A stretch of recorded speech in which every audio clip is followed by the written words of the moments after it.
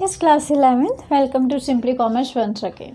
हम लोग पढ़ रहे थे sources of business finance. Sources of business finance में हमने किए थे own fund and borrowed fund. Own fund के टाइप्स हम लोग कर रहे थे, जिसमें से हमने इक्विटी और प्रेफरेंस शेयर्स कर चुके हैं, जो हम लोग कर चुके हैं। तो नेक्स्ट हमारा रहेगा आज का topic, that is retain earning, जिसको हम प्लोइंग बैक ऑफ प्रॉफिट भी कहते हैं। तो आज हम पढ़ेंगे इसके बारे में डिटेल में, इसका मीनिंग और इसके फीचर। तो चलिए स्टार्ट करते हैं।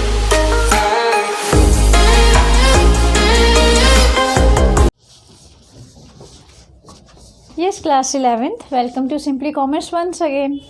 हम लोग कर रहे थे sources of business finance. Sources of business finance में हमने डिफरेंट टाइप ऑफ सोर्सेज पढ़े, कहाँ से एक बिजनेस फाइनेंस अरेंज कर सकता है। टाइप्स कौन कौन से थे? 2 टाइप्स में क्लासिफाई किया, own fund and borrowed fund. हम लोगों ने ओन फंड स्टार्ट कर दिया था। ओन फंड में अभी तक हम शेयर्स के बारे में पढ़ चुके हैं। शेयर्स कितने टाइप के थे याद करो, equity share and preference shares. दोनों शेयर्स के बारे में पढ़ा, फीचर्स पढ़े, उसके मेरिट्स एंड डिमेरिट्स पढ़े। तो चलिए अब हम थर्ड करेंगे own fund. Third own fund है हमारा रिटेन्ड अर्निंग। रिटेन्ड अर्निंग करने से पहले एक्चुअली हम पीछे जाते हैं, वापसी। ठीक है, अब हम वापसी जाते हैं जब एक फर्म है, एक बिजनेस है, वो प्रॉफिट अर्न करता है। जब एक बिजनेस प्रॉफिट अर्न करता है, चलिए एक बार देखते हैं, बिजनेस ने प्रॉफिट अर्न किया तो सबसे पहले वो किसको देगा? जितने भी उसने बोरो कर रखे हैं, फंड को बोरो किया हुआ है, तो उन सब पे वो इंटरेस्ट की पेमेंट करता है। ठीक है, अभी हमने बोरोड फंड नहीं पढ़ा, तो अगर आपको इंटरेस्ट नहीं लिखना तो आप चाहे नहीं लिखिए, बट मैं लिख देती हूँ क्योंकि ये एक सीक्वेंस है। तो जब भी प्रॉफिट होता है तो बिजनेस ने जिस से बोरो किया हुआ है, जिस से लोन लिए हुए हैं, जैसे बैंक हो गया, फाइनेंशियल इंस्टीट्यूशन हो गया, उन सबको इंटरेस्ट पेमेंट करना पड़ेगा। यहाँ पे डिबेंचर्स भी मैं नाम ले सकती हूँ, लेकिन डिबेंचर्स इसलिए नहीं क्योंकि अभी तक आपने डिबेंचर्स पढ़ा नहीं है। तो आप सिर्फ इतना ही याद रखेंगे कि जो भी लोन लिए हुए हैं तो सबसे पहले उन पे इंटरेस्ट पेमेंट किया जाता है। शेयर्स की बारी बाद में आती है, और फिर जब इंटरेस्ट का पेमेंट हो जाता है फिर टैक्स दिया जाता है।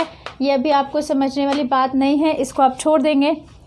अच्छा, इंटरेस्ट पेमेंट कर दिया, अब शेयर्स की बारी आती है, और शेयर्स में भी सबसे पहले किसकी बारी आएगी? प्रेफरेंस शेयर या इक्विटी शेयर्स।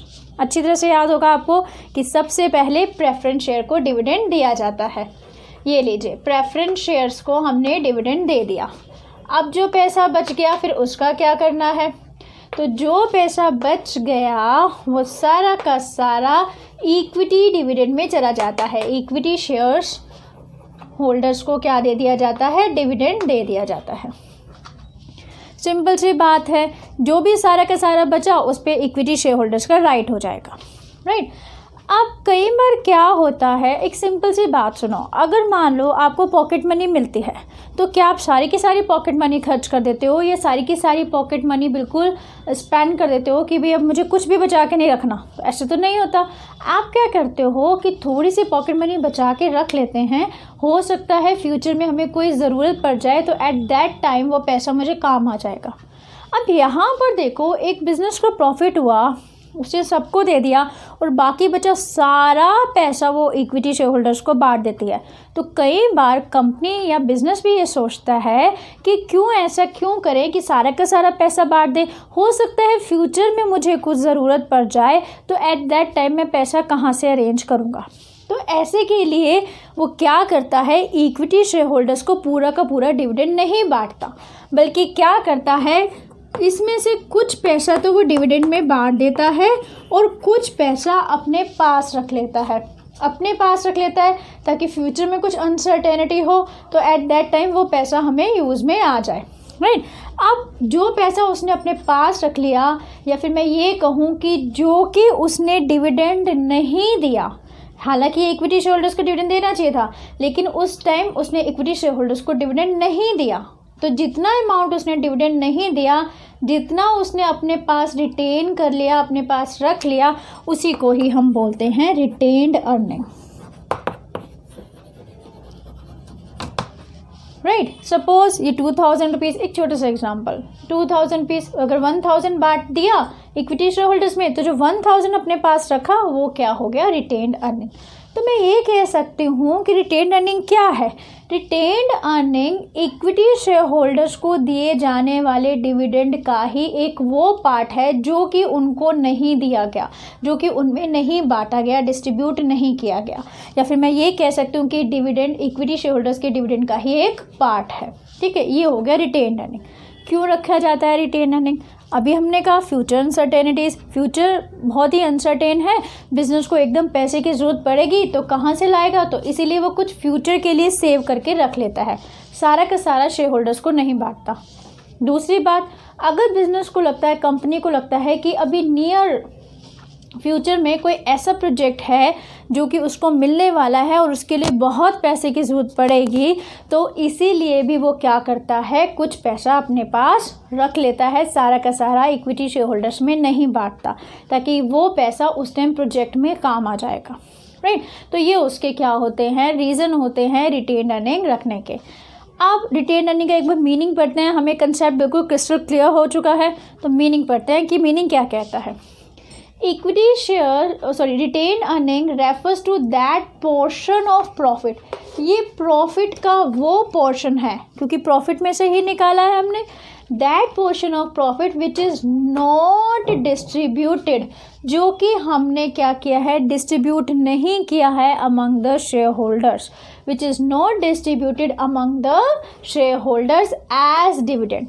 हमने डिविडेंड बांटना था, लेकिन जिस पोर्शन को हमने डिविडेंड नहीं बांटा है, अपने पास रख लिया है, वही तो क्या है, रिटेन्ड अर्निंग है। But is retained for use in future, लेकिन हमने उसको डिविडेंड ना बांट कर बल्कि अपने पास रख लिया है ताकि हम उसको फ्यूचर में यूज़ कर पाए। तो सिंपल सा हो गया। जब हमारा कंसेप्ट क्लियर हो जाता है किसी भी चीज़ का, तो मीनिंग तो बहुत ही सिंपल हो जाता है हमारे लिए। राइट, तो ये हो गया मीनिंग ऑफ रिटेन्ड अर्निंग। अब इसके फीचर्स पढ़ते हैं। तो first feature is permanent source. Permanent source of finance भी लिख सकती हूँ यहाँ पर मैं। देखो, एक सिंपल सी बात है, अगर कंपनी ने कुछ पोर्शन रिटेन्ड अर्निंग का रख लिया, तो क्या उसको वापसी करना है? इसको क्या उसको शेयर होल्डर्स को कभी वापसी करना पड़ेगा? नो, वो शेयर होल्डर्स को कभी भी इसको वापसी नहीं करेगा। वो उसने रख लिया तो रख लिया, वापसी करने की ज़रूरत नहीं है। राइट, तो एक तरह से कंपनी के लिए ये फ़ायदा भी हो जाता है, मेरिट में भी हम इसको करेंगे कि उसके लिए एक परमानेंट सोर्स ऑफ फाइनेंस बन गया, जो कि उसको वापसी लौटाने की टेंशन ही नहीं है। अगर वो कहीं से लोन लेता, तो फिर लोन लेती कंपनी, तो उसको वापसी लौटाने की टेंशन होती, लेकिन यहाँ पर तो वापसी लौटाने की कोई भी टेंशन नहीं है, परमानेंट सोर्स ऑफ फाइनेंस। अब आप लोग मुझे ये बताएंगे कमेंट बॉक्स में कि एक और परमानेंट सोर्स ऑफ फाइनेंस होता है जो कि कंपनी कभी भी अपनी लाइफ टाइम में उस पैसे को वापसी नहीं करती, तो वो कौन सा होता है परमानेंट सोर्स ऑफ फाइनेंस? ठीक है, हम पढ़ चुके हैं। राइट, ये आप मुझे कमेंट बॉक्स में लिख के बताएंगे। चलिए, तो ये हो गया इसका एक feature. Then second, do not involve any cost. देखो बेटा, कॉस्ट क्या होता है, ध्यान से समझना। जब मैं कहती हूँ कि किसी फंड की कॉस्ट क्या है, तो फंड की कॉस्ट उस पर दिया जाने वाला रिटर्न होता है। जैसे मैंने फंड बोरो किए, कुछ पैसे बोरो किए, तो मेरा उस बोरोड फंड का कॉस्ट क्या हुआ, वो इंटरेस्ट जो मैं उसको रिटर्न में दूंगी। तो यहाँ पर इंटरेस्ट और जो डिविडेंड हैं, ये क्या है, रिटर्न्स हैं, क्योंकि इनसे पैसा लिया हुआ है कंपनी ने, तो इनको रिटर्न में क्या देना है, इनको रिटर्न में इंटरेस्ट देना है, बोरोड फंड को, ओन फंड को डिविडेंड देना है। तो ये होती है कॉस्ट, किसी भी फाइनेंस की कॉस्ट या किसी भी फंड की कॉस्ट। या फिर सिंपली अगर मुझसे कोई कहेगा बताओ लोन की कॉस्ट क्या है, तो मैं कहूँगी इंटरेस्ट है। प्रेफरेंस शेयर की कॉस्ट क्या है, तो उसको क्या दिया जाता है, डिविडेंड दिया जाता है प्रेफरेंस शेयर्स पे। इक्विटी शेयर्स की कॉस्ट क्या है, तो उस पे दिए जाने वाला डिविडेंड ही उसकी कॉस्ट है। अब यहाँ पर do not involve any cost, यहाँ पर तो कुछ देने की ज़रूरत ही नहीं है। ये पैसा उठाकर रख लिया कंपनी ने, तो ये पैसा उसका अपना हो गया, तो इस पर ना कोई इंटरेस्ट देने की ज़रूरत है, ना कोई डिविडेंड देने की ज़रूरत है। एक तरह से कह सकते हैं फ्री ऑफ कॉस्ट ये पैसा कंपनी को मिल गया, मतलब उसको कोई कॉस्ट ही नहीं पड़ी, कोई रिटर्न देने का झंझट ही नहीं है, पैसा अपने पास रख लिया, tension free. Then next, no charge is created. Charge, और मैं ये भी कह सकती हूँ कोई सिक्योरिटी नहीं देनी पड़ती इसके लिए। आपने ऑब्जर्व किया, जब भी आप बैंक से लोन लेंगे या कोई भी बैंक से लोन लेता है, बोरो करता है, तो हमेशा अपनी कुछ ना कुछ सिक्योरिटी रखनी पड़ती है या कुछ ना कुछ गिरवी रखना पड़ता है हमें अपना सामान। ऐसे तो वो नहीं, मैं जाऊंगी लोन लेने तो कहेंगे ठीक है टेक द लोन, ऐसे तो नहीं करते। वो क्या करेंगे, कुछ सिक्योरिटी रखो, अपना घर रखो सिक्योरिटी, या फिर कुछ और रखो, ताकि अगर आप लोन का पेमेंट ना कर पाएँ तो हम आपके घर को रख लें अपने पास, राइट। घर को बेच के वो पैसा कवर कर लें। लेकिन ऐसा बोरोड फंड में होता है जिसमें हमें सिक्योरिटी रखने की ज़रूरत पड़ती है।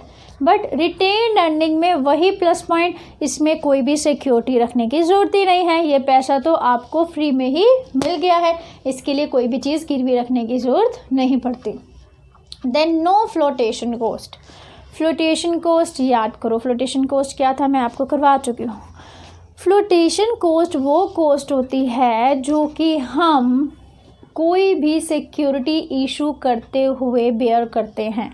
मैंने आपको समझाया था कि जब हम इक्विटी शेयर्स इशू करते हैं तो बहुत सारी फॉर्मेलिटीज़ पूरी करनी पड़ती है, बहुत सारे डॉक्यूमेंट्स बनाने पड़ते हैं, जिससे बहुत सारा पैसा लगता है।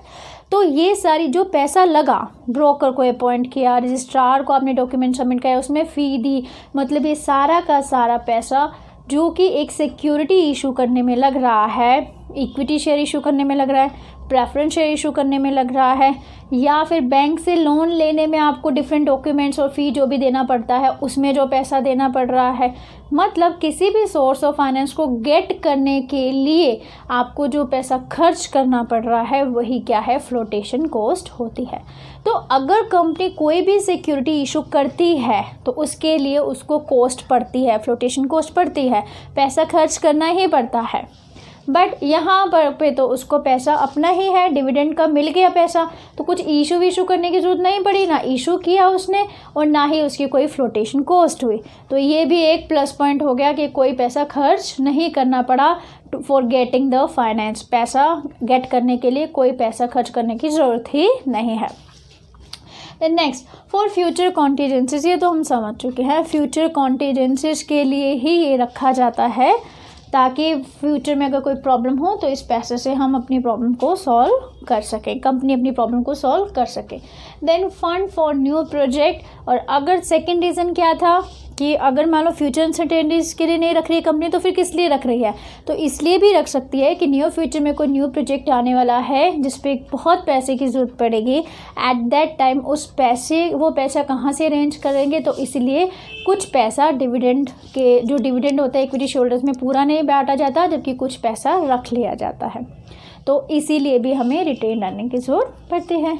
चलिए आज हम इतना ही करेंगे। अब फटाफट से रिकैप करते हैं, रिटेन अर्निंग क्या है। रिटेन अर्निंग कुछ नहीं है, ये प्रॉफिट का वो पार्ट है जो कि इक्विटी शेयर होल्डर्स को डिविडेंड के रूप में नहीं बांटा जाता, बल्कि कुछ पोर्शन रख लिया जाता है और उसी पोर्शन को रिटेन अर्निंग कहा जाता है। क्यों रखा जाता है? फ्यूचर अनसर्टेन है, फ्यूचर में प्रॉब्लम हो सकती है, उसके लिए पैसे को रखा जाता है, या फिर कोई नया प्रोजेक्ट कंपनी लेने वाली है जिसमें पैसे की ज़रूरत है तो इसलिए भी वो कुछ पैसा बचा के रख लेती है।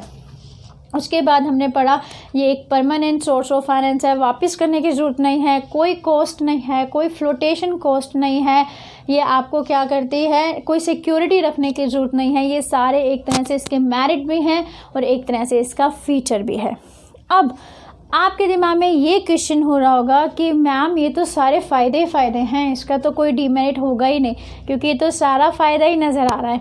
तो ऐसा नहीं है, इसके भी डीमेरिट हैं, तो वो भी हम पढ़ेंगे, बट हम नेक्स्ट वीडियो में पढ़ेंगे। तो अब नेक्स्ट वीडियो में हम पढ़ने वाले हैं इसके merit and demerit retain earning के, राइट। और आप ये चीज़ हमेशा ध्यान रखना बेटा, ये sources of business finance important है आगे की स्टडी के लिए भी, सिर्फ 11th के लिए नहीं, आगे की स्टडी के लिए भी इम्पॉर्टेंट है। तो इस चैप्टर को आप अच्छी तरह से करेंगे, राइट। ठीक है, आगे समझ आया तो लाइक भी करना है, सब्सक्राइब भी करना है और अपने फ्रेंड्स को शेयर भी करना है और मेरे उस क्वेश्चन का आंसर भी देना है। तो देखते हैं किस किस को उस क्वेश्चन का आंसर आता है। तो चलिए मिलते हैं हमारी नेक्स्ट वीडियो में।